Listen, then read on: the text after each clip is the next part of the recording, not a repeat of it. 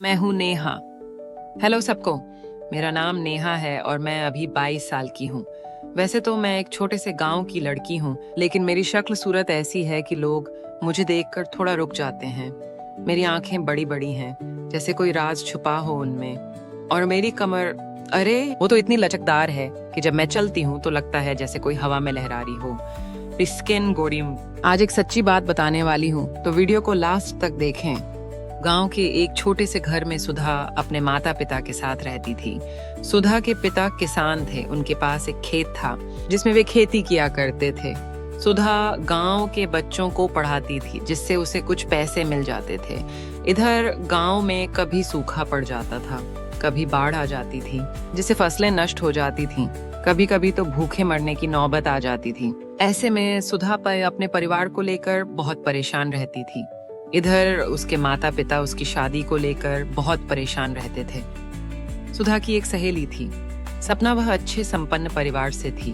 उसके पिता ने उसे पढ़ने के लिए शहर भेज दिया। एक बार सपना छुट्टियों में गांव आई। सुधा, तू इतनी परेशानी उठा रही है, तू मेरे साथ शहर चल। वहां तुझे मैं नौकरी दिलवा दूंगी, मजे से रहना, घर भी पैसे भेज देना। सुधा ने ध्यान से उसकी बात सुनी। बात उसे समझ आ रही थी। वैसे भी वह दिन रात परेशान रहती थी कि अपने परिवार की मदद कैसे करे। सुधा बोली, ठीक है, मैं पिताजी से बात करके देखती हूँ। इस पर सपना ने कहा, अरे तू चिंता मत कर, मैं अपने पापा से कह दूंगी, वो चाचा से बात कर लेंगे। तू मेरे साथ रहेगी तो किसी को तेरी फिक्र भी नहीं होगी। उसी दिन शाम को सुधा ने बात की, लेकिन उसके पिता ने मना कर दिया। सुधा बोली, पिताजी कब तक यहाँ भूखे मरते रहेंगे? यहाँ कुछ नहीं रखा है, मुझे जाने दीजिए।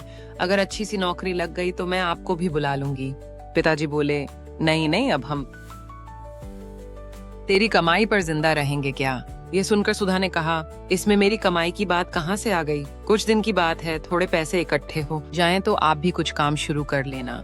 वहां तो छोटी सी रेहड़ी पर सामान बेचकर भी अच्छे पैसे कमाए जा सकते हैं। कुछ ही देर में सपना के पापा भी आ गए। वे पढ़े लिए समझदार आदमी थे। उन्होंने सुधा के माता पिता को समझाया तो वे सुधा को शहर भेजने के लिए राजी हो गए। एक सप्ताह बाद दोनों सहेलियां शहर आ गईं। सुधा ने कुछ पैसे जोड़ रखे थे, जिससे कुछ दिन काम चल गया। इसी बीच सुधा को एक नौकरी मिल गई। वह ऑफिस जाने लगी। पिघलनी तरह वह थी, लेकिन शहर के तौर तरीके उसे नहीं आते थे, इसलिए वह हमेशा चुपचाप अपने काम में लगी रहती थी। सुधा का ऑफिस व घर, जिसमें सुधा सपना के साथ रहती थी, बहुत दूर था। बस से जाने आने में उसे 2 घंटे लग जाते थे। शाम को ऑफिस से निकलकर घर आते आते उसे रात हो जाती थी। रात को आवारा लड़के इधर उधर घूमते थे, जिनसे बचते बचाते वह घर पहुंचती थी। एक दिन सुधा ऑफिस के बाद बस स्टैंड की ओर जा रही थी। तभी पीछे से एक बाइक पर महेश उसके पास आकर रुका।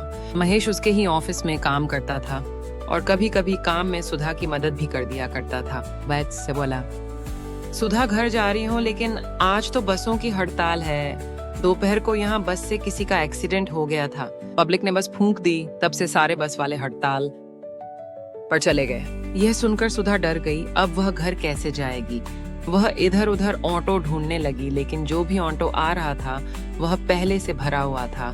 तब महेश ने कहा, सुधा बैठो, मैं तुम्हें घर छोड़ देता हूँ। बस न होने के कारण ऑटो पहले से ही भरे हुए आ रहे हैं। सुधा डरते डरते महेश की बाइक पर बैठ गई। कुछ ही देर में दोनों घर पहुंच गए। खैर, सुधा ने महेश से कहा, आपका बहुत बहुत धन्यवाद। आज आप नहीं होते तो पता नहीं क्या होता। महेश बोला, मैं यहाँ पास ही में रहता हूँ और रोज इसी रास्ते से जाता हूँ। अगर तुम्हें बुरा ना लगे तो मेरे साथ चला करो, जाना तो हमें एक ही जगह है, फिर बसों में धक्के खाने का क्या फायदा? सुधा झेपते हुए बोली, नहीं, आप क्यों परेशान हो रहे हैं, मैं चली जाऊंगी। महेश ने मुस्कुराते हुए कहा, अच्छा बाबा, तुम्हारा आत्मसम्मान आड़े आ रहा है तो कभी कभी बाइक में पेट्रोल भरवा देना या कभी कभी चाय पिला देना। फिर उसने सीरियस होते हुए कहा, देखो, सुबह की तो कोई बात नहीं, लेकिन रात को यहाँ गुंडागर्दी शुरू हो जाती है। अनजान शहर हो, तुम अकेली हो, अपनी सेफ्टी के बारे में सोचो। सुधा हाँ कर देती है और मुड़कर अपने फ्लैट की ओर चल देती है। रात को सुधा सपना को सारी बातें बताती है तो सपना कहती है, सुधा, अपनी गांव की सोच से बाहर निकलकर दुनिया देख, अच्छा खासा दोस्त मिल रहा है। शहरों में यह सब आम बात है, यहाँ कोई टोकने थोड़े आ रहा है। अगले दिन से सुधा महेश के साथ ऑफिस जाने लगी। धीरे धीरे उनकी नजदीकियां बढ़ने लगीं। दोनों को एक दूसरे का साथ अच्छा लगने लगा। ऑफिस से निकलकर दोनों इधर-उधर घूमते, साथ में काफ़ी पीते, बातें करते, फिर महेश सुधा को घर छोड़ देता था। समय जैसे पंख लगाकर उड़ रहा था। एक दिन सुधा जब घर पहुंची तो देखा उसके पिताजी बैठे थे। अरे पिताजी आप कब आए? पिताजी बोले, बस बेटा तुझे बहुत समय से देखा नहीं था इसलिए चला आया। कैसी है तू? और इतनी देर से घर आती है? सुधा को लगा जैसे उसकी चोरी पकड़ी गई। वह बोली, बाबा शहर में ऐसा ही होता है, नौकरी में बहुत काम करना पड़ता है, आते-आते रात हो जाती है। पिताजी ने चिंता जताते हुए कहा, बेटा देख ले नहीं तो घर चल, वहां भी तो खर्चा चल ही रहा था। तुझे परेशान देखकर बहुत तकलीफ होती है। तेरी माँ भी बहुत परेशान रहती है। यह सुनकर सुधा सकपका गई। वह बोली, नहीं पिताजी आप परेशान ना हो, मैं बहुत मजे में हूँ। यहाँ रहना मुझे बहुत अच्छा लग रहा है और मैंने काफ़ी पैसे भी जोड़ लिए हैं। कल मैं बैंक से निकाल कर आपको दे दूँगी, आप ले जाना। ये सुनकर उसके पिता बोले, नहीं बेटा, हम तेरी कमाई कैसे ले सकते हैं? तू अपने पास ही रख, पर जब भी तू परेशान हो, घर आ जाना। अगले दिन सुबह होते ही उसके पिता गाँव चले गए। उस दिन सुधा को थोड़ा डर तो लग रहा रहता था कि कहीं उसकी चोरी पकड़ी न जाए, क्योंकि वह महेश के प्यार में पड़ चुकी थी और गाँव में यह सब बहुत बुरा माना जाता है। महेश उसे लेने आया तो वह उसके साथ ऑफिस के लिए निकल के गई। रास्ते में उसने सारी बात बता दी। वह महेश से कुछ नहीं छुपाना चाहती थी। यह सुनकर महेश हंसने लगा। वह बोला, पगली बस इतनी सी बात इसमें डरने की क्या बात है? हम एक दूसरे से प्यार करते हैं, कोई गुनाह नहीं किया। मैं कुछ दिनों में गांव जाकर तुम्हारे माता पिता से मिल लूंगा। सुधा बोली, नहीं नहीं ऐसा मत करना, पहले मौका देखकर मैं बात करूंगी। इसी तरह समय पंख लगाकर उड़ रहा था। महेश के साथ रहते रहते सुधा के तौर तरीके बदल गए थे। अब वह गांव की भोली सी लड़की नहीं, शहर की तेज तरार लड़की बन चुकी थी। सुधा ने काफी पैसे इकट्ठे कर लिए थे। इस बार उसने सोचा क्यों ना दिवाली पर माँ पिताजी से मिलाऊं। वह ऑफिस से छुट्टी लेकर गांव के लिए निकल गई। माँ पिताजी के लिए उसने कपड़े खरीदे, शहर से बढ़िया सी मिठाई ली और गांव पहुंच गई। अचानक बेटी को देखकर सुधा की माँ बहुत खुश हुई। उनकी आंखों से आंसू बहने लगे। दोनों माँ बेटी घंटों बातें करती रहीं। फिर उसकी माँ उसकी पसंद का खाना बनाने चली गईं।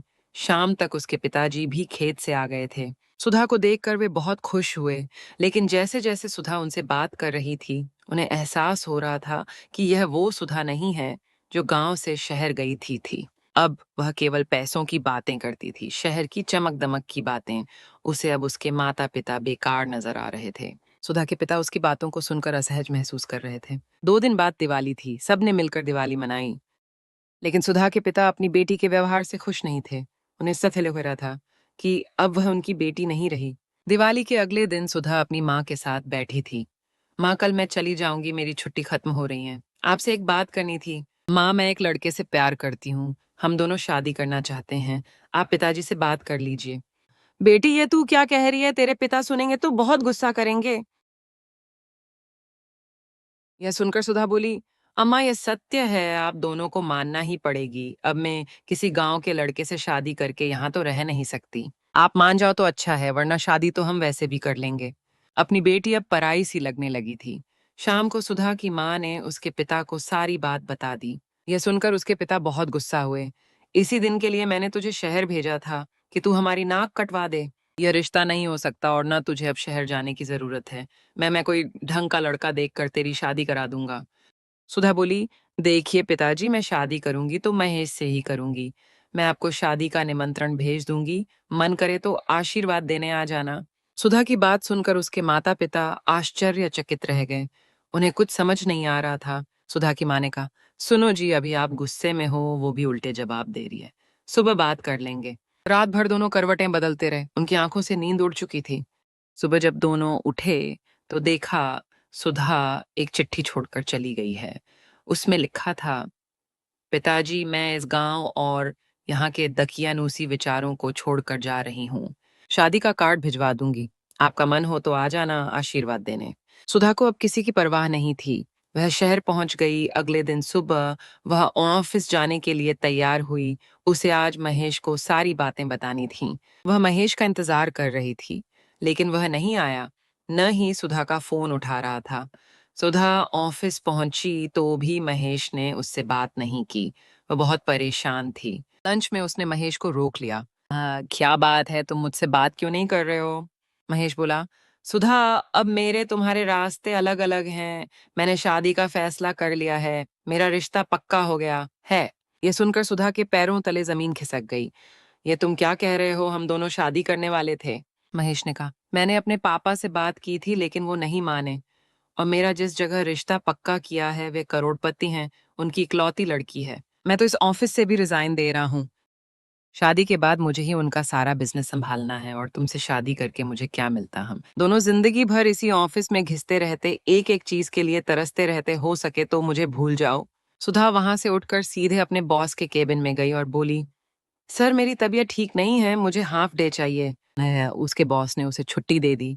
वह अपना बैग उठाकर ऑटो लेकर अपने फ्लैट पर आ गई। आते ही बिस्तर पर लेट गई, उसकी आंखों से आंसू बह रहे थे। मेरे साथ ठीक ही हुआ, मैंने अपने माता पिता को धोखा दिया। बदले में मुझे तो धोखा मिलना ही था। अब किस मुंह से गांव जाऊं? मन कर रहा है आत्महत्या कर लूं। शाम को उसने सपना को सारी बात बता दी। सपना समझ गई कि परिस्थिति बहुत नाजुक है। सुधा कुछ गलत कदम न उठा ले, इसलिए उसने कहा, माता पिता आखिर माता पिता ही होते हैं, वे तुझे माफ कर देंगे, कल सुबह हम दोनों गांव चलेंगे। सुधा मना करती रही लेकिन सपना उसे लेकर गांव पहुंच गई। घर पहुंचते पहुंचते शाम हो गई थी। सुधा सपना के साथ अपने घर पहुंची। आंगन में उसके माता पिता एक चारपाई पर बैठे थे। सुधा जाते ही अपने पिता के पैरों में गिर गई। पिताजी मुझे माफ कर दीजिए, मुझसे बहुत बड़ी गलती हो गई। मैंने आपके सपनों को तोड़ा, आपको धोखा दिया, उससे बड़ा धोखा मुझे भी मिला। अब मैं कभी शहर नहीं जाऊंगी। जहां आप मेरी शादी करेंगे मैं कर लूंगी। सुधा के पिता ने उसे उठाया और गले से लगा लिया। बेटा, सब भूल जा, जो बीत गया उस पर पछतावा करने की जरूरत नहीं। मेरी बेटी मुझे वापस मिल गई, इससे बड़ी कोई बात नहीं है। इस तरह गांव की भोली लड़की अपने घर वापस आ गई।